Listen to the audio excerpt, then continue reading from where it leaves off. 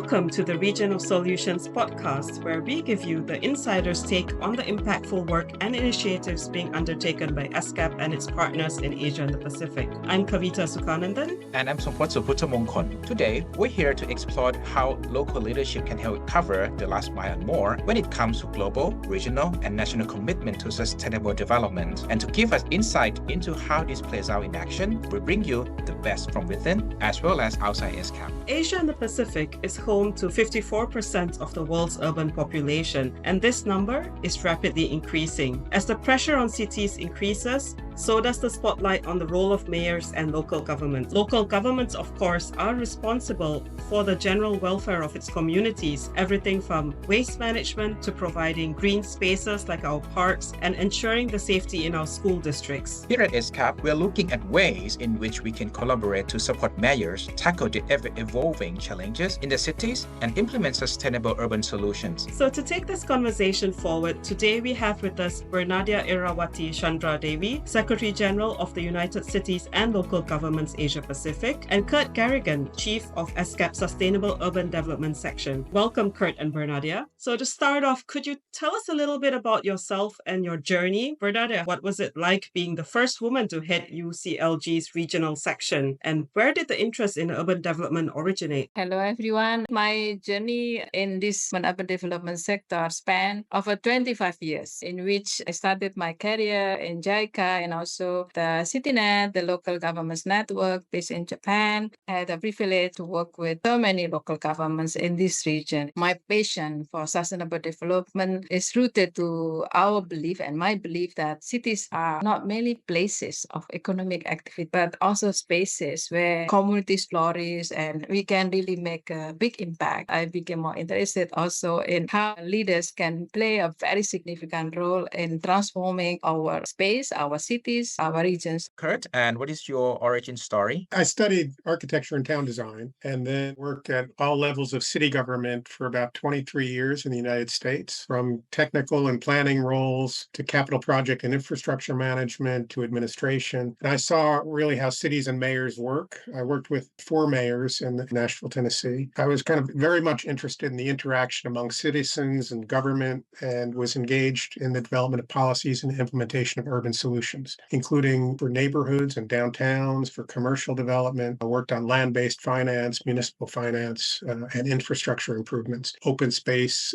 and master planning. And I found it really exciting to see how in a relatively short period of time, the livability of communities can be improved with the right leadership, with the right policies, and the right solutions. And then to see it more broadly in the context of working with the UN and across a very diverse region in different contexts, how the economic and cultural aspect can change some of the solutions. That's really kind of fascinating to me. Thank you for sharing your journeys with us. So the question we ask all our guests in every episode is, what solutions are you working on for the region? We always see a lot of challenges in our lives, in our environments we live, but we also have a lot of solutions. Many cities manage to transform into better places, better cities with more urban spaces for public, with improvement of public transportation system. I joined this kind of organization because I always consider that UCLG is like UN, but at the local level, because we also have members of local governments, subnational governments, while UN has members of states. So we have been doing this peer-to-peer learning, we have been doing advocacy, we have been doing training programs, because we want local governments to learn from others so that they don't repeat the same mistakes what other local governments or other cities do. And this is why I always try to say that if you manage to learn fast, you can even do a kind of leapfrog.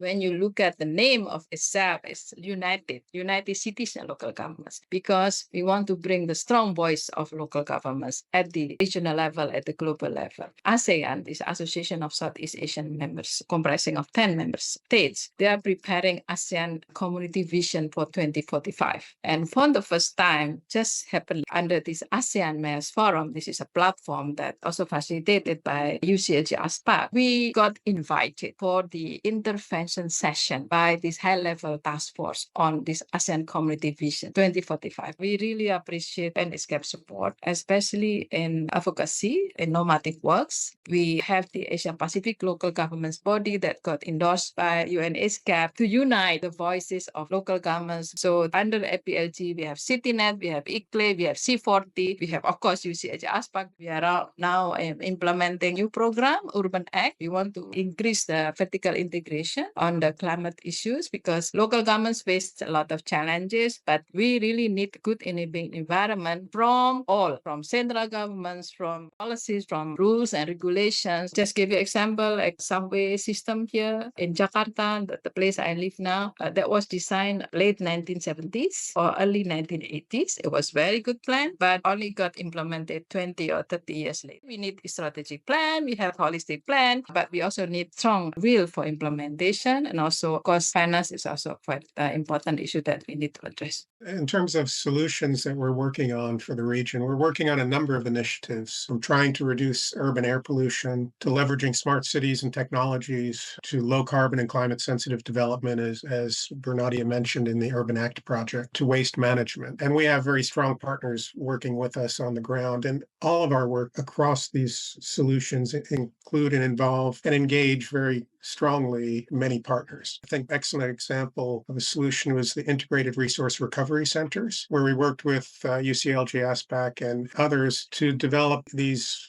local small-scale resource recovery centers, transform local organic wastes and convert them to compost as a marketable product or refuse-derived fuel. And there are a number of cities across the region that have adopted these kind of small-scale and cost-efficient solutions. So not everything is at the large scale of megacities. Some of these smaller solutions are really good examples of how we are developing solutions for the region. The same on local air pollution and smart city work. We work with partners on developing local air pollution plans, smart city plan, these kind of local climate action plans. One other important aspect is that city networks also provide the opportunity to share many of these solutions. So we can jointly develop, pilot the solutions, and then the networks really can share and hopefully foster replication and scale up across network and across the region. Many of these sectoral initiatives are grounded much more in a holistic approach to urban planning. And much of our normative guidance helps to kind of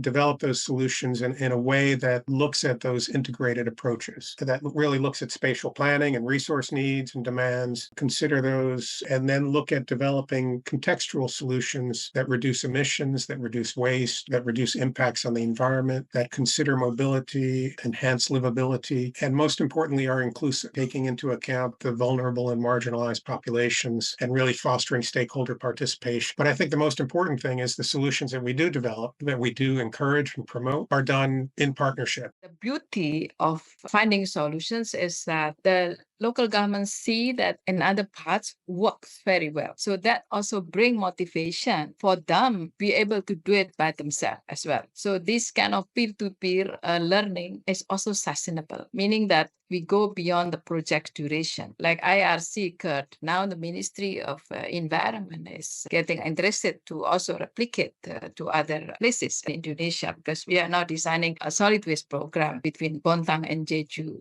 So I actually want to take it a little bit further back and maybe go down to the foundation of what does it mean when we talk about local governments? Are we just talking about cities, or are we talking about townships, municipalities? The definition of local governments here referring to subnational governments, all level of subnational governments, including provinces, regencies, districts, cities, municipalities, either in urban or rural areas. Especially as it relates to Asia Pacific, the range of what we call urban development varies tremendously from what we would consider, urban development or urban areas in the Pacific may be tens of thousands of people, whereas in East and Northeast Asia, it may be tens of millions. Many of the solutions also need to be tailored to the specific context of urbanization in respective countries. Much of our work is in the secondary and smaller cities. What we find is that the megacities have the institutional and the financial capacities to manage much of their growth fairly effectively. And they have other means of support, including organizations such as C40 that work with the largest cities around the world to help mobilize some and leverage climate action. But it's in the smaller towns, the secondary cities, where actually demographic information indicates most of the population growth is occurring. And it's in those locations that institutional and financial capacities are not quite there yet to manage that growth and plan effectively. And I think UCLG-ASPAC's membership actually reflects that as well, that many of the cities that they work with are not just metropolitan areas. They're the smaller communities that are sharing solutions, sharing experiences, and really learning from each other. That's actually not just where the need is, but it's where all of the future impact is as well. So much of the energy demand is going to come from those areas. The potential carbon emission growth is going to come from where that urbanization is occurring. It's essential that we focus on what are those capacities needs, not just basic technical and policy advice, but it also means fostering leadership in those communities. And that's why I think Asia Pacific Mayors Academy, that looks at supporting mayors, building their capacities and knowledge about some of these broader sustainable development issues and the contribution of cities, whatever their size, to achieving some of the global development agendas is important. Are you seeing a shift or greater focus on sustainability as part of the process, especially among local authorities? How does localizing the SDG plays out in practice? Indeed, I see a big shift here because when I studied atmospheric physics talking about climate, nobody, not policymakers or decision makers, look at that component. That started to shift decades ago. And I think the reason why we see shifting towards sustainable development is because of global movement. Those also help shifting local governments towards more sustainable in terms of development approaches.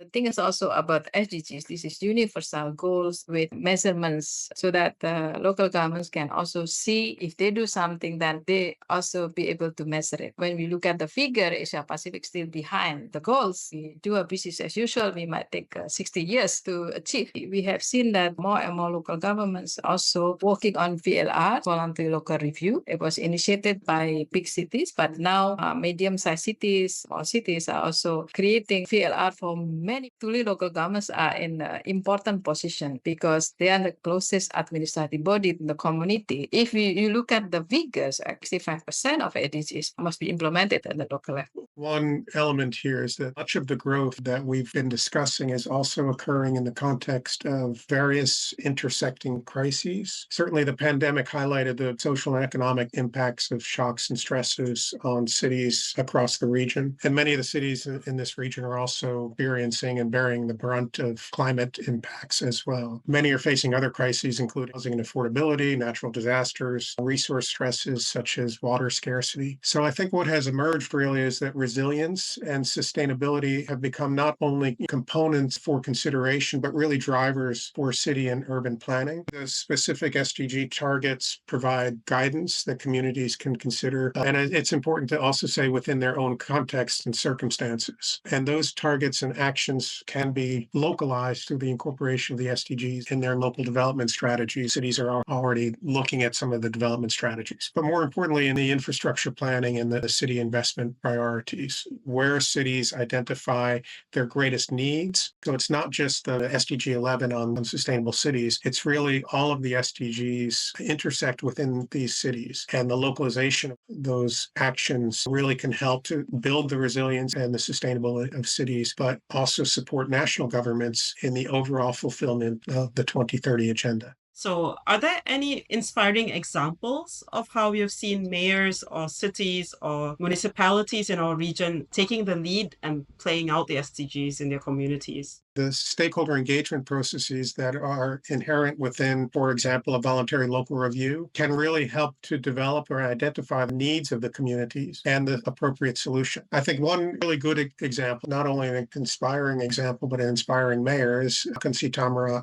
in Thailand. The mayor came through the Asia Pacific Mayors Academy, and he led his community through the voluntary local review process. And they've developed some very specific solutions, including some smart applications for early flood warnings and city services that are grounded in citizen engagement. So citizens are using smartphones to report the need for city services, and the city government is communicating with those communities and citizens directly, warn them about potential floods and reduce disaster risk? There are so many successful stories in the region. In Japan, for example, of course, the famous one is Kitakyushu, Yokohama. You might heard already how they transform from dirty city into cleaner city. Several cities in China managed also to reduce poverty significantly. And also many cities put the public spaces more green, like Surabaya, learning from Kitakyushu, transform into much greener city. And they managed also to reduce temperature. So Goyang city, Goyang is in Korea. They also come up with digital transformation by using this